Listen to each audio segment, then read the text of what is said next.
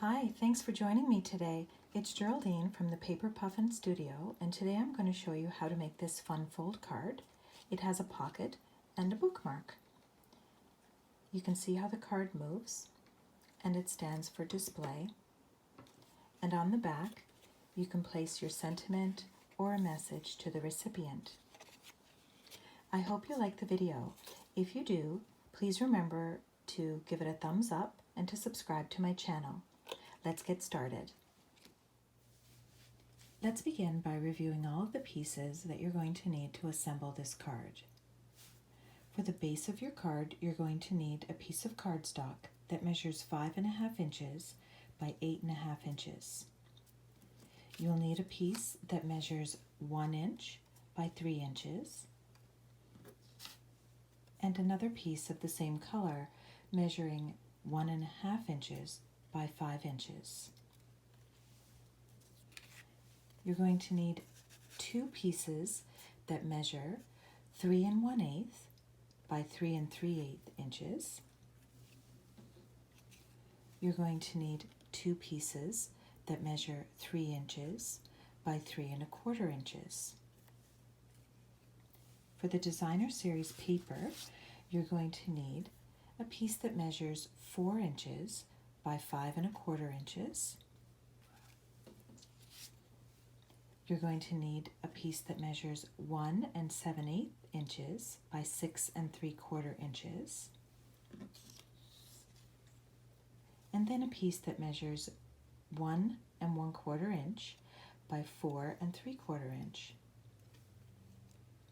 To decorate the card, I've chosen to cut out a series of leaves, and I'll select from those as I make the card. I've got some embellishments, and I also have some linen trim.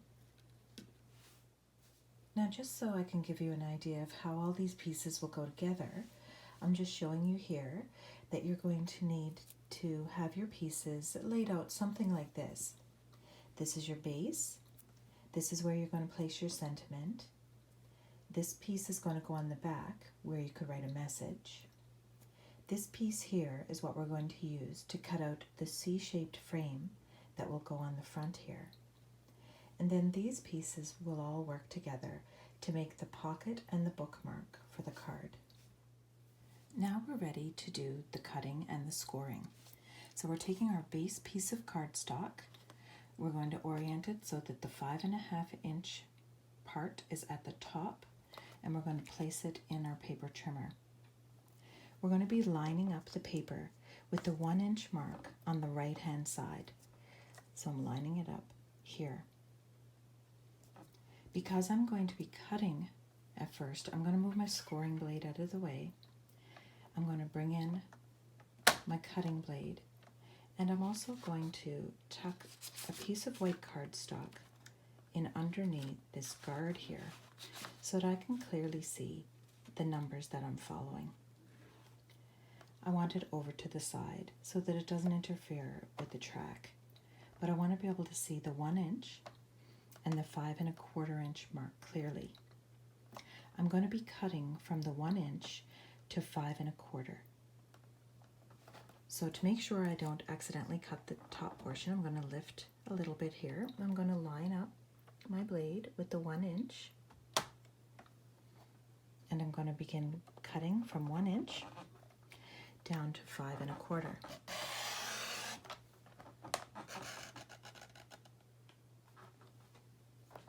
Now I've got one cut made. I'm going to move my white out of the way. I'm going to lift the guard, and I'm going to scoot over the paper so that I now have the 1 inch on the left side. So I'm lining it up with the 1 inch right here, and I'm going to do the same thing. I'm going to place my guard back down. I'm going to put my white piece of paper in just so I can see exactly where the numbers are. And this time I'm going to be cutting again from the 5 1/4 to the 1. And since my blade, I left it here, I'll just go up. So from 5 1/4 up to the 1 inch mark.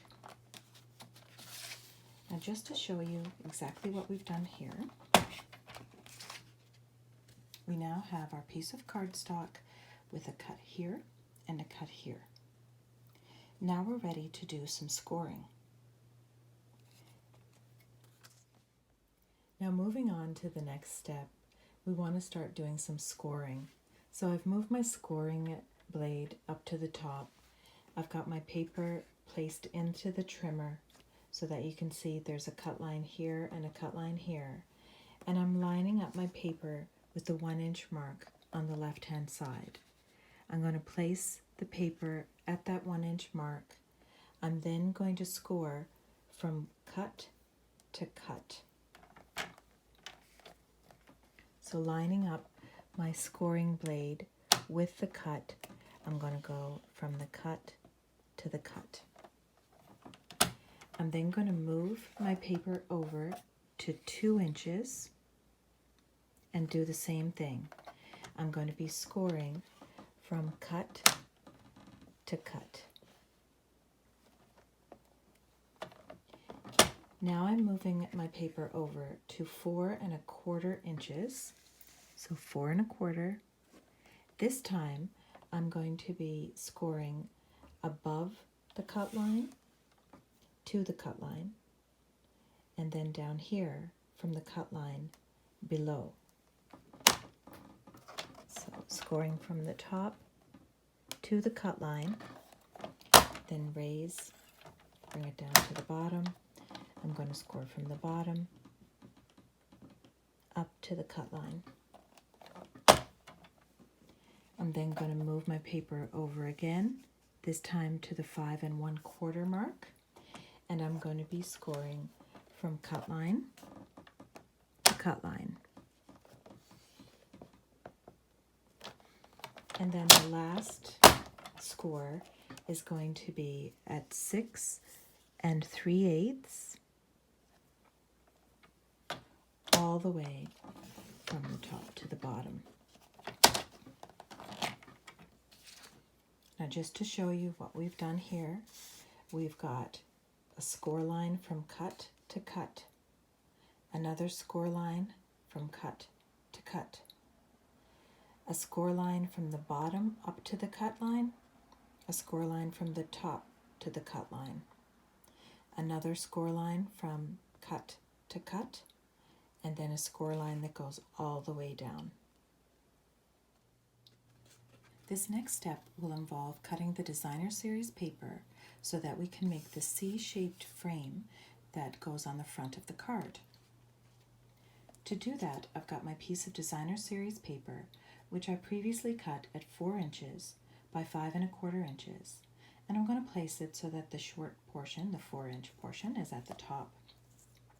I'm going to line up my paper to the 3/4 inch mark on the right-hand side of my cutter, and I'm going to be cutting from 3/4 inch to 4 1/2 inches.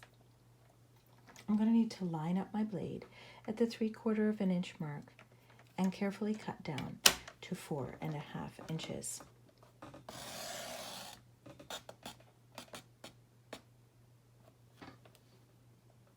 I'm then going to turn my paper so that the cut is at the bottom. I'm going to line up at 3/4 inch, and then I'm going to cut from the cut line right up to the top.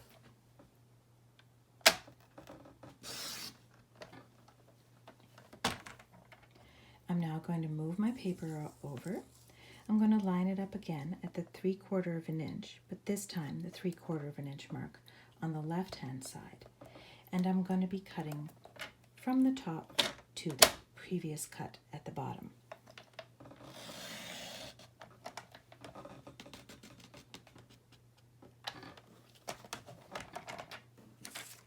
And that allows me then to remove this piece, and I'm left with the C-shaped piece that will be the frame for the front of the card. Now to finish up the scoring portion of this card, I'm going to take the small piece of cardstock that I originally had cut at 1 inch by 3 inches, and I'm going to score it at either end at 1/2 inch. So I'll just line it up and score it at 1/2 inch, flip it around, and score it again at 1/2 inch. Now I'm going to take the strip of designer series paper, which will act as the pocket for the bookmark, and I'm going to line it up so that the 6 3/4 inch portion is at the top, and I'm going to score at 5 1/4.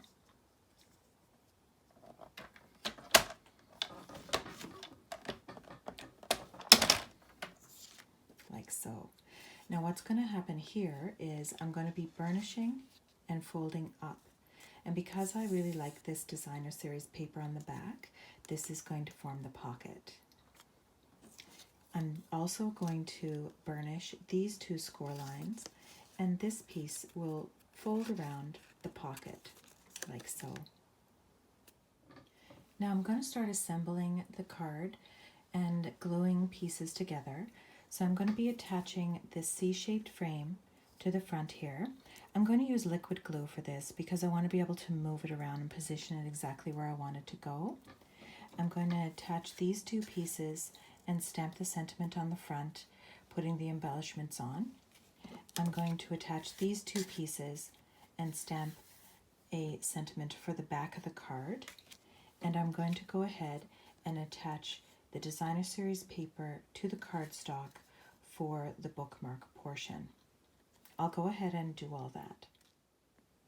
So I've gone ahead and using my liquid glue, I attached the C-shaped frame to the front of the card. I stamped the sentiment. It's stamped in Cajun Craze. I've attached a couple of leaves to the front. I'm going to be attaching something else here, but I'll get to that in a moment. I've stamped the sentiment for the back of the card, and I'm going to assemble the bookmark. Just to give you a little tip, I've put some snail at the back, snail glue on the back. And what I find when I'm trying to line up something is it's easier if I line up the longest portion. So I go ahead and I figure out where I want to place it. It works better if we do it this way, for me anyway, rather than this way, because it tends to sometimes go off a little bit and not be lined up the way I want. So the bookmark is going to end up in a pocket, which will go here. I'm going to go ahead and attach the sentiment now to the back. So when I flip the card over, I'm going to be attaching the sentiment right here so that I have this little strip here. And I'm going to start assembling the pocket. I'm ready now to start assembling the pocket for the bookmark. So I'm taking the piece of designer series paper that we scored and I folded it up. I'm going to place tear and tape here. I'm going to take the small strip of cardstock that we scored and I'm going to be placing tear and tape here and here. And I'm going to be attaching some of this linen thread. I'll go ahead and speed this up at this point. Now we're going to pick up where we left off. I've gone ahead and attached all these pieces together. I folded up this flap, I attached the cardstock, and I attached the linen.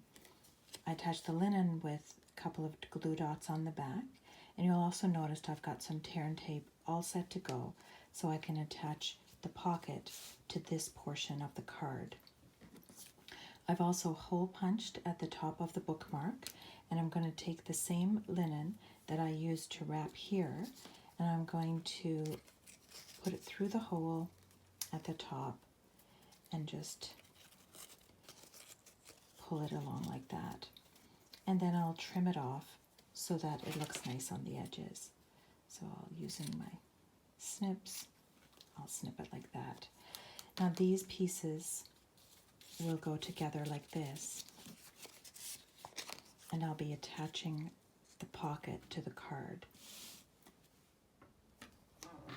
Let's go through now where we want to make all of the folds and where we want to burnish the card. So I've got a score line here, which I will make a valley. That will allow for the flap. I've got these 2 score lines here, score line here, here, and here. So to allow for all of that, I'm going to fold down for a mountain fold at this point. This will be a valley, and these two will be mountains. When you close the card, you'll see it all comes together nicely like this. And you can go ahead and burnish. And you'll see that this is the shape of the card. Now I'm going to finish up with adding some additional embellishments on the front of the card. For the embellishments, I've added a leaf here, just added that with some glue dots. I put a leaf here and popped it up with dimensionals. I put a couple of little leaves here with glue dots, and I added this little enamel dot at the end of You Make Me Smile. Here's the finished card and the bookmark, and I'll just show you here another example of one I've made recently with the same design. You can see on the back I have a sentiment as well, and it just gives you an idea of the versatility of this design of card. I hope you enjoyed the video. Thank you for watching.